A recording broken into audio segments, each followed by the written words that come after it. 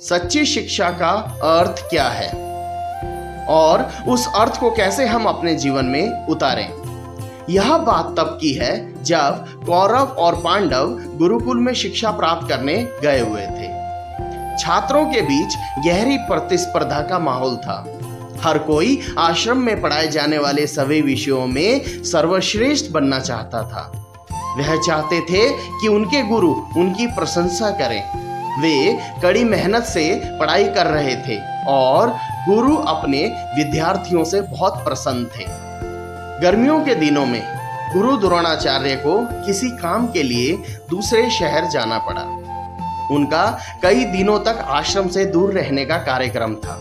उन्होंने अपने सभी छात्रों को बुलाया और उनसे कहा कि वह कुछ दिनों के लिए आश्रम से बाहर जा रहे हैं और इस दौरान उन्हें कुछ पाठ याद करने होंगे।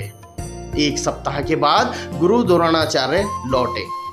अगले दिन उन्होंने छात्रों को कक्षा में बुलाया। सभी छात्र बहुत खुश थे और हंसते हंसते कक्षा में आए। कक्षा समाप्त होने के बाद गुरु ने छात्रों से पूछा कि वे उन्हें बताएं कि उनके बाहर रहने के दौरान सभी छात्रों ने क्या और कितना अध्ययन किया। एक एक करके सभी छात्र राजकुमार आगे आए और बताया कि उन्होंने कितनी मेहनत की है। किसी ने 3 पाठ पढ़े थे, किसी ने 4, किसी ने 5 और इसी तरह सभी आगे आए। गुरु ने मुस्कुराते हुए एक एक करके प्रत्येक छात्र को खड़ा किया और उनकी उपलब्धियों को लिखने लगे। अंत में युधिष्ठिर की बारी आई। गुरु ने उन्हें उम्मीद से देखा। वे कक्षा के सबसे अधिक लगनशाली छात्र थे, पर युधिष्ठिर दूसरों की तरह जोर से नहीं बोले। उनकी आवाज धीमी थी और मुश्किल से कुछ कह पा रहे थे। चलो धर्मराज, शिक्षक ने उत्साह से कहा। जब मैं बाहर था तब तुमने क्या किया? मुझे यकीन है कि तुमने सभी पाठ याद कर लिए होंगे और कुछ अतिरिक्त काम भी किया होगा। युधिष्ठिर ने धीमी आवाज में उत्तर दिया, मैंने केवल एक वाक्य पढ़ा, समझा और सीखा है गुरुजी। द्रोणाचार्य स्तब्ध रह गए। उन्हें अपने कानों पर विश्वास ही नहीं हो रहा था। सिर्फ एक वाक्य? उन्होंने आश्चर्य से पूछा। जी गुरुजी, मैं इतने कम समय में केवल एक वाक्य में ही महारत हासिल कर सका। युधिष्ठिर ने फिर से दोहराया। युधिष्ठिर को क्या हुआ? उन्होंने पूरा सप्ताह सिर्फ एक वाक्य सीखने में ही क्यों लगा दिया? युधिष्ठिर अन्य सभी विद्यार्थियों से वरिष्ठ थे और उन्हें और से अत्यधिक मेहनत करनी चाहिए थी। द्रोणाचार्य को उनसे दूसरों के लिए एक उदाहरण प्रस्तुत करने की अपेक्षा थी, लेकिन वे बहुत ही आत्मविश्वास से कह रहे थे कि गुरु द्वारा निर्धारित कार्य को पूरा करने के लिए एक सप्ताह पर्याप्त नहीं है।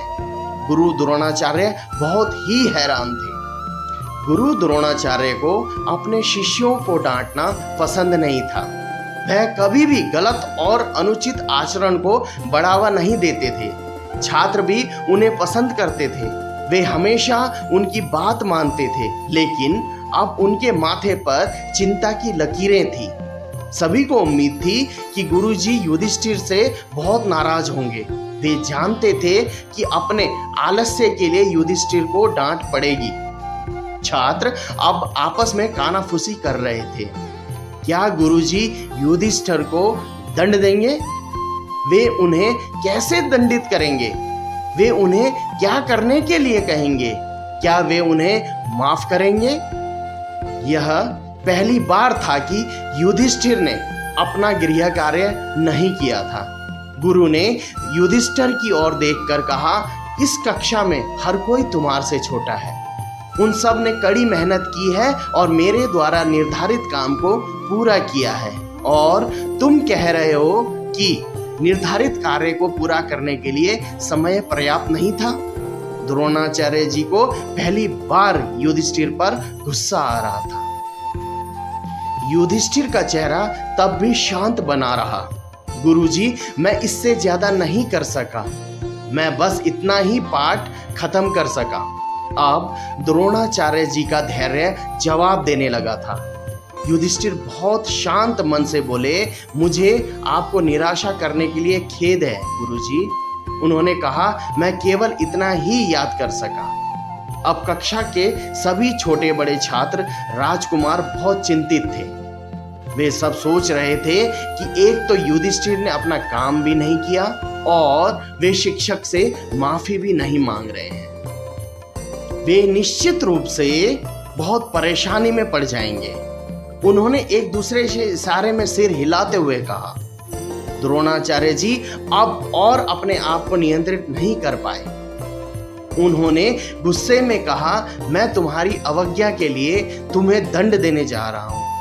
फिर से युधिष्ठिर ने शांत और धीमी आवाज में कहा, मुझे आपको निराशा करने के लिए खेद है गुरुजी, पर मैं इतना ही पढ़ सका। पूरी कक्षा हैरान थी। वे सभी युधिष्ठिर को पसंद करते थे। वे सब अपने गुरु को भी पसंद करते थे। वे सब सोचने लगे कि युधिष्ठिर ने माफी क्यों नहीं मांगी, गुरुजी उन्हें माफ कर देते। वे अब भी उस पाठ को याद करने का काम कर सकते थे और हम सभी उनकी मदद भी कर देते। एक बार फिर सभी खुश हो जाते। लेकिन गुरु उन्हें जितना डांट रहे थे, वे उतना ही शांत होकर अपनी बात समझाने की कोशिश कर रहे थे। अचानक गुरुजी को लगा कि कुछ ठीक नहीं है। शायद युधिष्ठिर ने कुछ बहुत ही असामान्य काम किया है, इसलिए डांटने पर भी वह शांत है। वह वाक्य क्या है जो तुमने सीखा? गुरु ने पूछा युधिष्ठिर से। युधिष्ठिर ने अपनी पुस्तक निकाली और वाक्य दिखाया, अपने क्रोध पर नियंत्रण रखें। एक ही क्षण में गुरु और सभी शिष्य समझ गए कि युधिष्ठिर ने न सिर्फ उस वाक्य को पढ़ा है, वह सीखा है, बल्कि उसे अपने जीवन में उतारने का भी अभ्यास किया है। उन्हें अपने क्रोध पर काबू पाने में 7 दिन लगे। युधिष्ठिर कितने बुद्धिमान थे, यह जानकर गुरु द्रोणाचार्य की आंखों में आंसू आ गए।